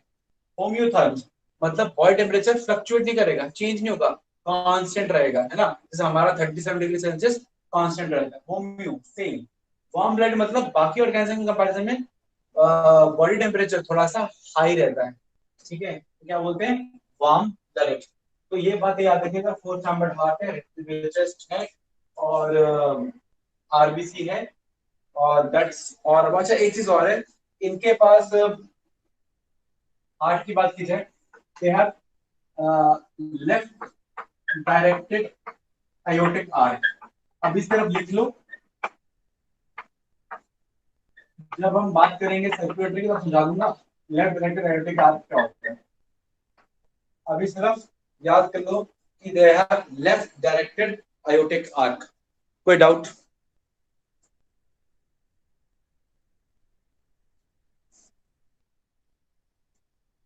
आपके जो आप पुराना पूरा रिवाइज कर लो, मैं 2 मिनट का ब्रेक ले रहा हूँ, जस्ट कमिंग बैक, फिर आगे बात करेंगे, ठीक है।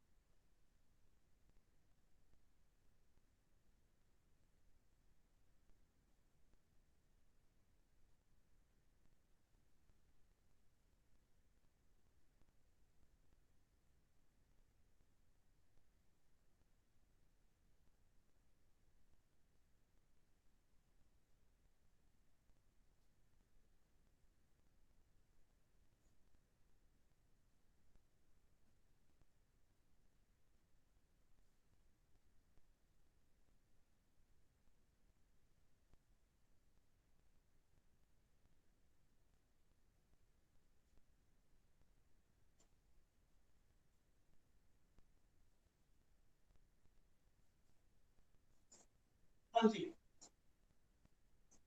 तो किसी को कोई डाउट है? Excuse me sir. हाँ जी, सर जैसे नैरो रेंज ऑफ टॉलरेंस के लिए हमने पोइकिलोथर्मस वर्ड यूज किया है, वैसे वाइड रेंज ऑफ टॉलरेंस के लिए भी वर्ड है? Eurythermal, EURYTHERMAL, eurythermal. Okay sir. Eury is broad, euryhaline, eurythermal, EURY eurythermal, ठीक है। और किसी को कोई डाउट? सर हाँ जी, सर ये ऑर्टिक के बाद क्या है, ये left directed aortic? Arc, arc, ARCH, आप ARC भी लिख सकते हो। चलिए, तो आगे बढ़ते हैं हम अपने कॉन्सेप्ट को लेके। सर्कुलेटरी के बाद आएगा कौन सा, एक्सक्रीटरी। एक्सक्रीटरी मैंने आपको पहले बता दिया कि बर्ड्स भी यूरिकोडेलिक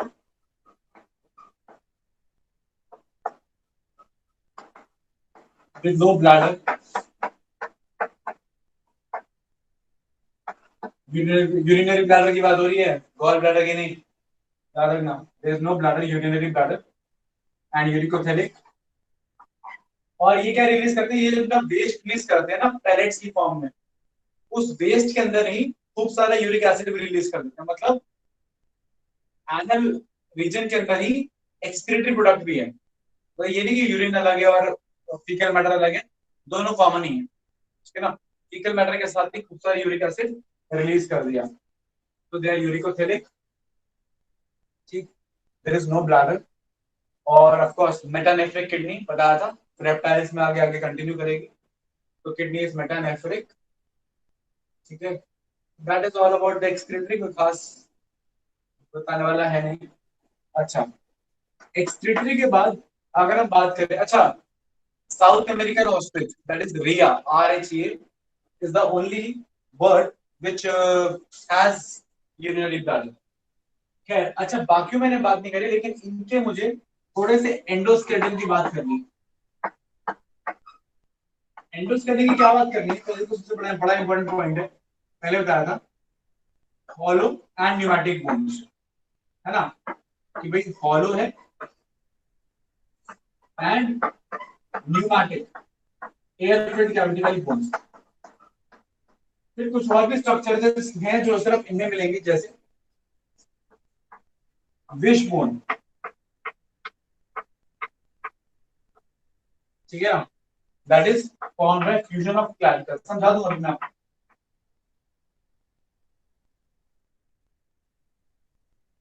तीसरा कील, ठीक है ना, समझ था।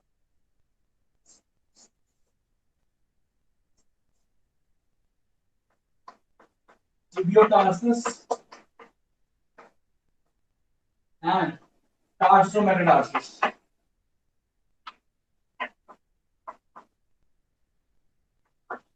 टिबियोटार्सस एंड टार्सोमेटाटार्सस, ठीक है, एंड यूनिकेट प्रोसेस।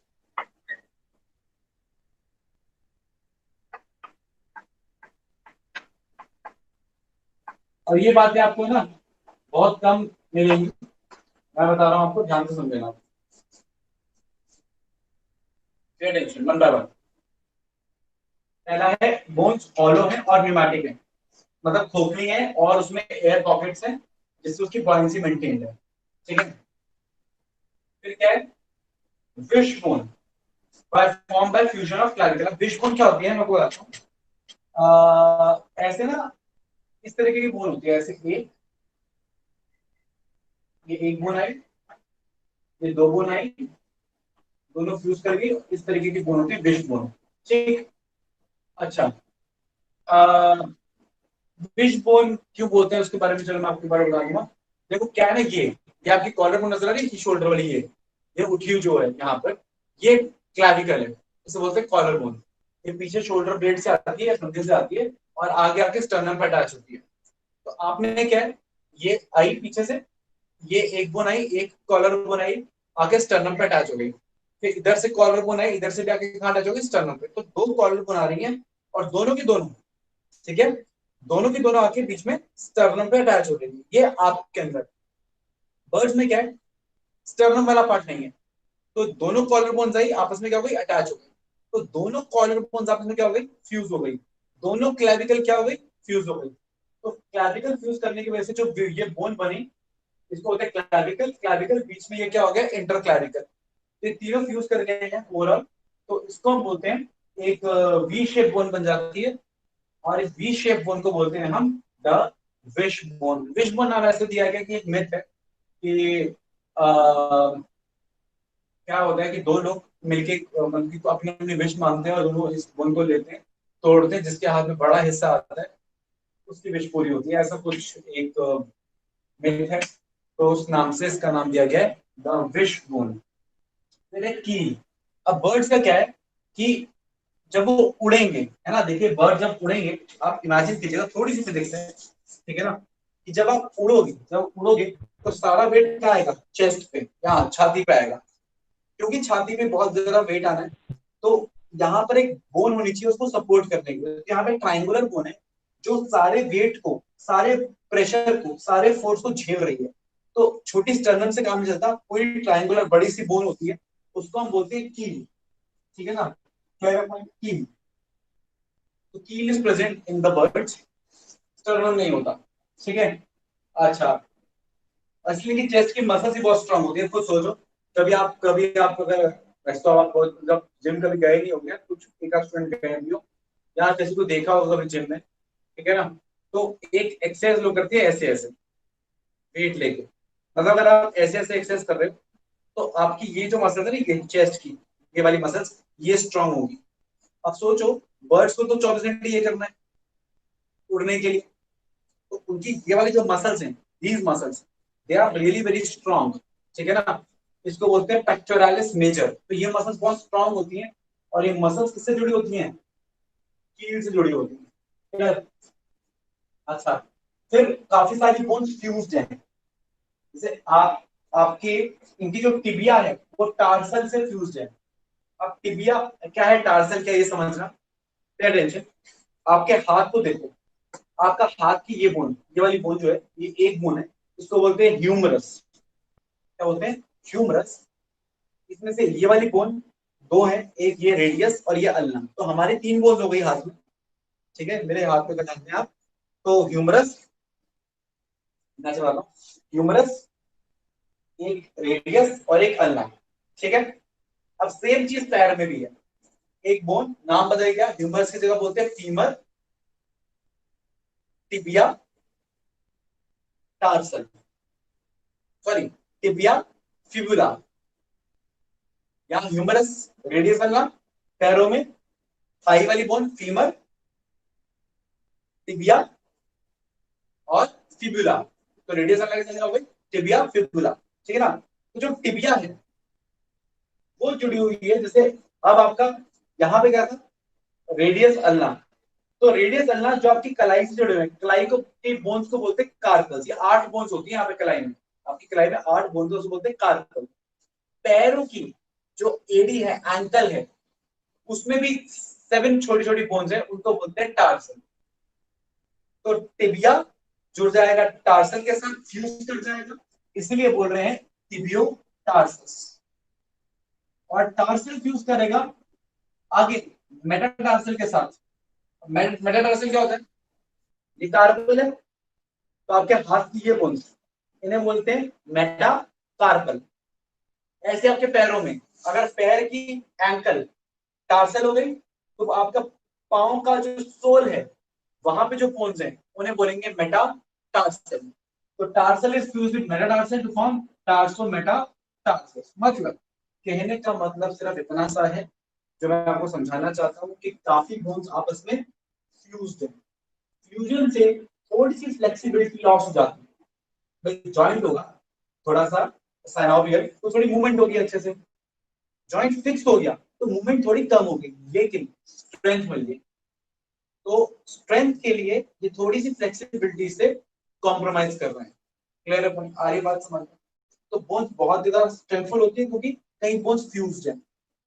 अच्छा, बस आपको ये याद रखना है कि some of the bones are fused, है ना, टू प्रोवाइड स्ट्रेंथ। और हॉलो तो है ही, तो हल्की भी हो गई, तो हल्की भी हो गई, स्ट्रेंथ वाली भी हो गई, दोनों चीजें हो गई।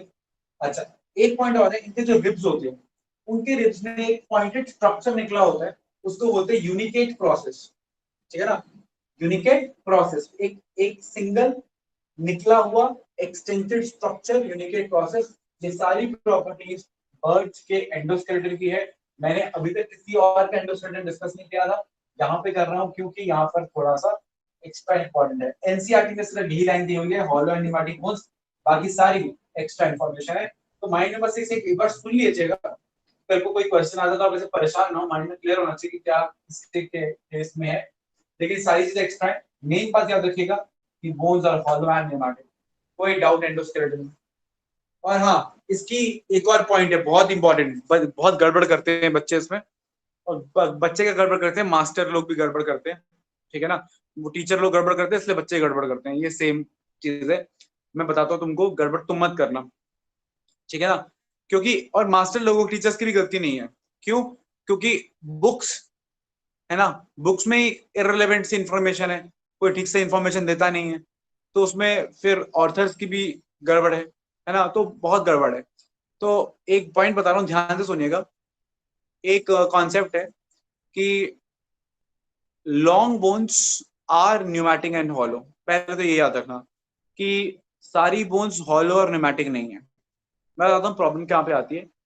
प्रॉब्लम ये आती है कि एक चीज होती है बोन मैरो, हमारी बोन्स में बोन मैरो है, अगर बोन हॉलो हो जाएंगे ना, तो फिर बोन मैरो को कॉन्सेप्ट नहीं रहेगा। आ रही बात समझ में? तो फिर स्टूडेंट पूछते हैं कि क्या बर्ड्स के पास बोन मैरो नहीं है? तो ऐसा नहीं है, बर्ड्स के पास बोन मैरो है। क्यों? क्योंकि सिर्फ लॉन्ग बोन्स ही हॉलो और न्यूमैटिक है, बाकी जो स्मॉल बोन्स हैं उनमें बोन मैरो है और वहां ब्लड भी बनता है। तो कॉन्सेप्ट ये है कि only long bones are hollow and pneumatic. Long bones कौन सी हैं? लॉन्ग बोन्स हैं आपकी हाथ की बोन हो गई, पैर की बोन हो गई, ये लंबी लंबी बोन्स, इनको बोलते हैं लॉन्ग बोन्स। Clear point? तो यही हॉलो और न्यूमैटिक है। बाकी जो स्मॉल बोन्स है उसमें बोन मैरो भी है, और वो ना तो न्यूमैटिक है ना ही हॉलो है। ठीक है ना? क्लियर है पॉइंट? तो सारी बोन्स हॉलो न्यूमैटिक नहीं है। और बर्ड्स के पास बोन मैरो भी होता है। कई लोग आपको पढ़ाएंगे गड़बड़ कि बर्ड्स की बोन्स होती है वो हॉलो होती है, तो क्योंकि हॉलो होती है तो बोन मैरो नहीं होता, तो there is no bone marrow, और blood develops in a structure known as bursa Fabricius. ठीक है ना? Near the cloaca. Bursa BURSAE बर्से Fabricius. देखो सारी बातें ट्रू हैं। बोन्स हॉलो हैं लेकिन सिर्फ लॉन्ग बोन्स। स्मॉल बोन के पास बोन मैरो है लेकिन वो बोन मैरो ना पूरा नहीं पड़ रहा। तो कुछ ब्लड का मैच्योरेशन और कुछ बी सेल्स का मैच्योरेशन एक स्पेशल स्ट्रक्चर में होता है known as bursa BURSAE बर्से Fabricius. हाँ, बर्से फैब्रिकस में है थोड़ा मैच्योरेशन ऑफ ब्लड सेल्स है, activation of maturation of B lymphocytes है, तो और वहीं से नाम भी आ रहा है बी लिम्फोसाइट्स का, दैट इज बर्सा फैब्रिकस। तो वो प्रॉपर्टी है। ठीक है ना? लेकिन ये नहीं है कि उनका ब्लड बोन मैरो में नहीं बनेगा, उनका ब्लड बोन मैरो में ही बनेगा और बोन मैरो उनके पास रहता है। ये बात ध्यान रखेगा, तो गड़बड़ नहीं करना। Clear point? आ रही बात समझ? तो that is about the endoskeleton of the birds. ठीक है? सर हाँ जी सर बर्सा फैब्रिक समझ नहीं आया क्या है वो? बेटा, बर्सा फैब्रिकस में एक जैसे थाइमस ग्लैंड है ना तेरा, ठीक है ना, वैसे एक तो ग्लैंडुलर स्ट्रक्चर समझ ले क्लोका के पास होता है, और वहां पे मैच्योरेशन ऑफ बी सेल्स होता है, सर और कौन कुछ सी सेल्स? स्टोरेज ऑफ WBC और RBC रहता है। बी सेल्स मतलब बी लिम्फोसाइट्स। लिम्फोसाइट्स दो तरीके के होते हैं, T and B। Okay sir. ठीक है? तो that is all about the excretory endoskeleton. आगे बात करते हैं इसके बचा कौन? एक्सक्रीटरी नर्वस थोड़ी सी बात करते हैं।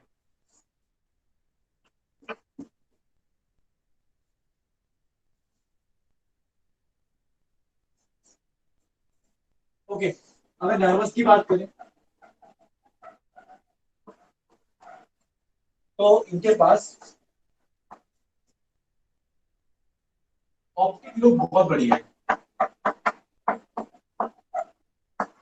बहुत ही बढ़िया। मतलब दूर से ही देख सकते हैं, तो ऑप्टिक लूप बहुत ही ज्यादा बढ़िया है। ठीक है ना?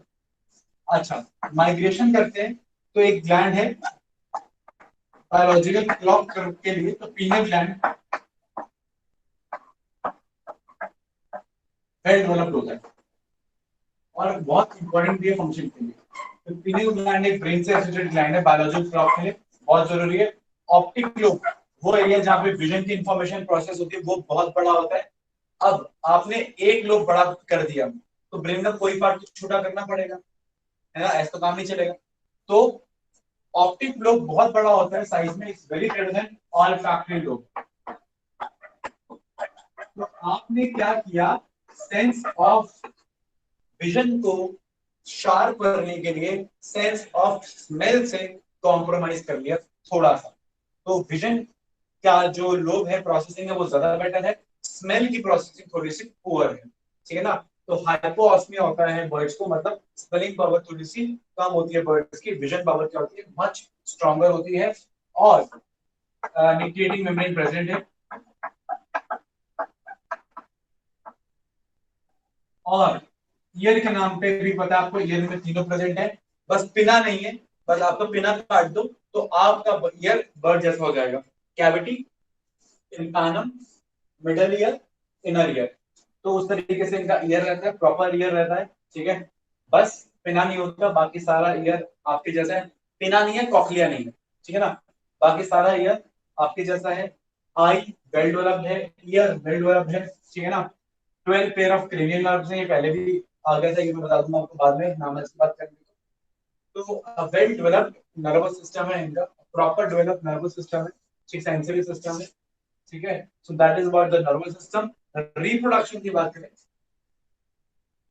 तो अगर मैं रिप्रोडक्शन की बात करूं तो ऐसे बता देता हूं, आप लिख लीजिएगा। रिप्रोडक्शन में बर्ड्स डायोसियस होते हैं, मेल अलग होते हैं, फीमेल अलग होते हैं। और कईयों में सेक्सुअल डाइमॉर्फिज्म है, कईयों में सेक्सुअल डाइमॉर्फिज्म नहीं है। सेक्सुअल डाइमॉर्फिज्म क्या होता है?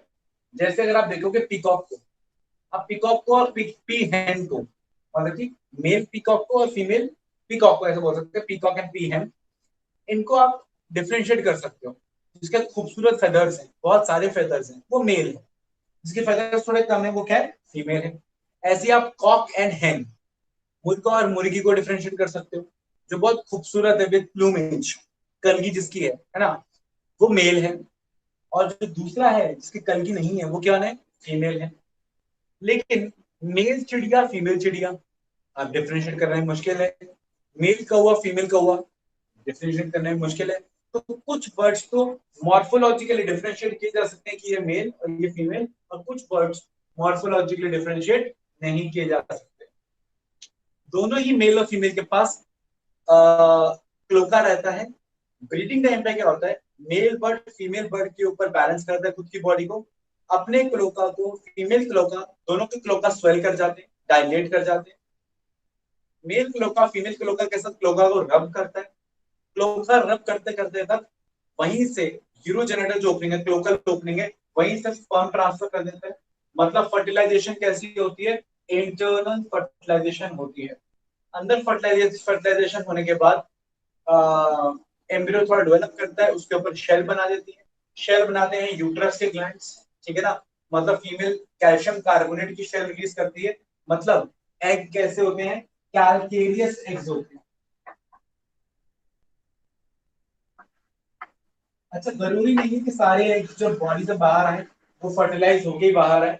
कभी कभार एग्स अनफर्टिलाइज भी बाहर आते हैं, ठीक है ना। वो तो डिपेंडिंग है, ठीक है ना। कभी फर्टिलाइज जाएंगे, कभी अनफर्टिलाइज जाएंगे। अगर स्पर्म के साथ फर्टिलाइजेशन हुआ है तो फर्टिलाइज जाएंगे, अगर अगर फर्टिलाइजेशन नहीं हुआ है तो अनफर्टिलाइज जाएंगे। Clear point? तो और अनफर्टिलाइज्ड एग रिलीज करने के लिए हम उन्हें आर्टिफिशियल स्टिमुलेट कर सकते हैं। तो स्पर्म आया, एग से फ्यूज किया, एग के ऊपर कवरिंग बनी कैल्शियम कार्बोनेट की, वो एक बॉडी से क्या आ गया? बाहर आ गया। फिर थोड़ी देर उसे इंक्यूबेट किया, तो बर्ड उसके ऊपर बैठा, उसको हीट दी, और थोड़ी देर बाद वो हैच होके उसमें से डायरेक्ट यंग बनाया। मतलब डायरेक्ट डेवलपमेंट है, कोई इनडायरेक्ट डेवलपमेंट नहीं है, पूरी डायरेक्ट डेवलपमेंट है। ओविपैरस है। रेप्टाइल की जैसे एग जो है वो बताया था टीलोरेसिथल है, मेगालेसिथल है, और हाँ क्लेडॉइक है, एंक्लोज्ड इन शेल है। और शेल भी कैसी? कैलकेरियस शेल, कैल्शियम कार्बोनेट की शेल। तो cleidoic as well as calcareous eggs property है बर्ड्स की, सभी बर्ड्स की। कुछ रेप्टाइल्स की भी है, लेकिन सभी की सभी बर्ड्स की ये क्या है? प्रॉपर्टी है। और खुद ये बहुत कलरफुल होते हैं, तो कई बार एग्स भी कैसे होते हैं? कलरफुल होते हैं। तो ये कुछ प्रॉपर्टीज हैं about the reproduction of the birds. तो internal fertilization, external development. Clear point? Examples की बात नेक्स्ट क्लास में करेंगे, और फिर पढ़ेंगे थोड़े से प्रॉपर्टीज ऑफ मैमल्स भी। कोई डाउट है तो आप मुझे बता दीजिए। आज के लिए इतना ही है। सर, जो बर्ड्स की हॉलो बोन्स होती हैं उनके अंदर जो एयर होती है वो तो मतलब चेंज नहीं होती होगी ना टाइम टू टाइम, वो तो सेम ही रहती होगी हमेशा, क्योंकि नहीं ओपन तो नहीं, होनी ऐसा नहीं नहीं है। कहीं से वो। मैं बताता हूँ ना, जब वो सांस ले रहे हैं ना, तो जो उनके जो एयर सैक्स हैं वही एक्सटेंडेड है बोन में, ठीक है ना।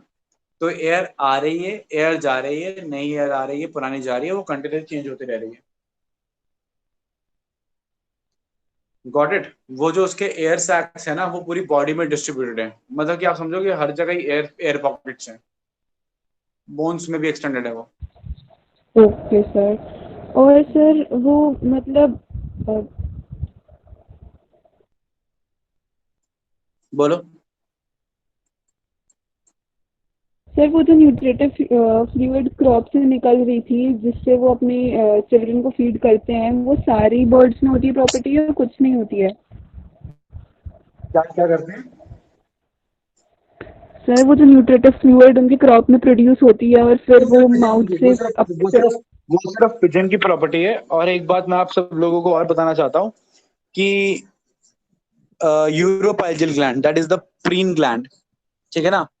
और कील, मतलब कि वो जो स्टर्नम की जगह बोन थी, ठीक है ना। ये प्रॉपर्टीज ये सिर्फ और सिर्फ फ्लाइट बर्ड्स की हैं। फ्लाइटलेस बर्ड्स में ना तो कील होता है, ना यूरोपाइजल ग्लैंड होता है, और इवन सायरिंग्स भी एब्सेंट होता है। तो ऑस्ट्रिच गाना नहीं गाती, सिर्फ normal his like sound produce करती है बिकॉज ऑफ द लैरिंग्स। तो सायरिंग्स उसमें एब्सेंट होता है। तो फ्लाइटलेस बर्ड में सायरिंग्स, कील और प्रीन ग्लैंड्स भी एब्सेंट होंगे। क्लियर? आप बोलो, कुछ कह रही थी तुम?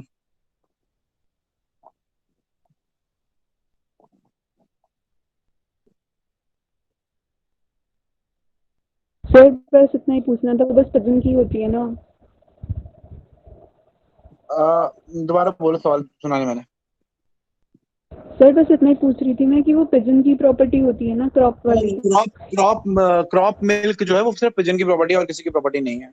अच्छा, एक आध पॉइंट और सुन लीजिएगा ध्यान से, बर्ड्स के बारे में बताने की जा रहा हूँ कि बड़ा इंटरेस्टिंग है कि जो न्यूमैटिक बोन्स हैं, क्या स्टूडेंट्स चले तो नहीं गए ना, पहले से कम तो नहीं हो गए?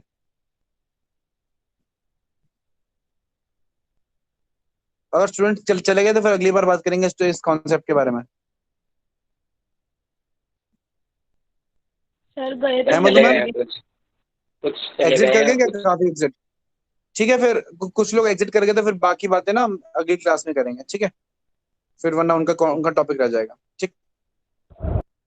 सर वैसे न्यूमैटिक बोन्स और ये जो हॉलो बोन्स हैं वो अलग अलग हैं क्या? मतलब उसके अंदर फ्लूइड है और उसके अंदर एयर है, मतलब क्या डिफरेंस है? एक बात बताओ, न्यूमा क्या होता है? अभी न्यूमैटिक का मतलब क्या होगा? एयर फिल्ड होते हैं वो तो, मतलब एक में एयर फिल्ड और एक में और एयर दूसरी क्या नहीं है, क्या बोला? होलो वाले हॉलो बोला में। ना मैंने। हाँ तो और उसमें मतलब एयर हॉलो नहीं बोला है। ना मैंने। तो हॉलो तो यस खोखली हो सर। गई। एक तो खोखली है, तो एक एक प्रॉपर्टी हो गई। तो और मतलब खोखली उसमें के एयर साथ नहीं है साथ और एयर न्यूमैटिक। कैविटीज भी दूसरी प्रॉपर्टी हो गई, समझी?